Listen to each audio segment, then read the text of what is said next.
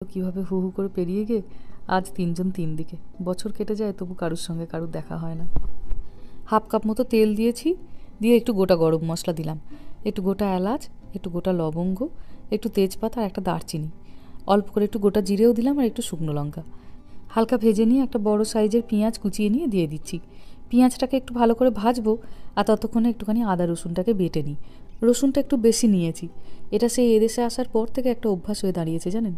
যেহেতু এখানে কখনোই ফ্রেশ মাছ মাংস এইসবগুলো পেতাম না, সবই ফ্রোজেন বা সেদ্ধ, প্রথম প্রথম এসে খুব নাকে গন্ধ লাগতো। তো তখন থেকেই রসুনটা একটু বেশি করে নিয়ে ওই ফ্রোজেন গন্ধগুলোকে ঢাকা দেওয়ার চেষ্টা করতাম। সেই থেকেই ওটা অভ্যাস হয়ে দাঁড়িয়েছে। তাই রসুনটা একটু বেশি নিয়েছি, একটু আদা আর একটু কাঁচা লঙ্কা ভালো করে একটু ঘুরিয়ে নিই। দাঁড়ান,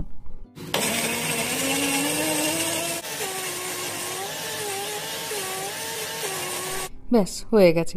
বহুজন কমেন্টে জিজ্ঞাসা করেন যে দিদি এই ব্লেন্ডারটার নাম কি। অ্যামাজনে যদি আপনি বেলা নামে সার্চ করেন তাহলে এই ব্লেন্ডারটি পেয়ে যাবেন। খুব একটা বেশি দাম নয়, কিন্তু ভারী ভালো। বিশেষ করে সর্ষে পোস্ত এটাতে খুব ভালো পেস্ট হয় জানেন, একদম দেশের মতো। প্রতিদিনের রেগুলারের মশলাগুলো এবার দিয়ে দিলাম, একটু জিরে গুঁড়ো, ধনে গুঁড়ো, হলুদ গুঁড়ো, লঙ্কা গুঁড়ো ভালো করে ভেজে নিয়ে এবার একটুখানি টমেটো দিলাম। মিনিট ৫ মতো এই টমেটোর সঙ্গে মশলাটাকে কষি, তারপরে চিংড়ি মাছগুলোকে দিয়ে দেবো। যেহেতু এগুলো সেদ্ধ, ওইগুলোকে আলাদা করে ওই জন্য আর ভাজলাম না। ব্যাস হয়ে গেছে সুন্দর। চিংড়ি মাছগুলো এবার দিয়ে দিলাম। এবার মোটামুটি ২০ থেকে ২৫ মিনিট মতো এগুলোকে ঝোলের সঙ্গে ফোটাবো, যাতে ঝোলের এই স্বাদটা ভালো করে এই চিংড়িগুলোর সঙ্গে মেশে।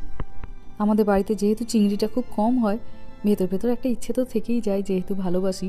এই যে রান্না করছি এখন, গন্ধটাতেই মনে হচ্ছে যেন মন প্রাণটা একদম জুড়িয়ে যাচ্ছে জানেন।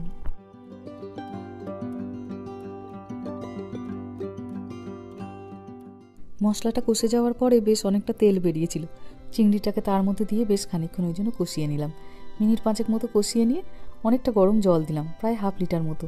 কটা কাঁচা লঙ্কা দিলাম, অল্প আবার একটু নুন দিলাম, দিয়ে এবার এটাকে ২০-২৫ মিনিটের জন্য ফোটাবো। বাচ্চারা গেছে স্নানে, রামাটাকে গিয়ে এবার বার করব। ওর বাবার দেখছি মিটিং চলছে, নাহলে অন্য সময় মাঝে মাঝে ও রামাকে স্নান থেকে বার করে। বাচ্চারা সকালের দিকে খুব একটা স্নান করে স্কুলে যায় না, বেশিরভাগ সময়টাই তো এখানে শীতকাল থাকে, তো ওই জন্য সকালের দিকে খুব একটা স্নান করে যায় না, ফিরে এসে স্নান করে।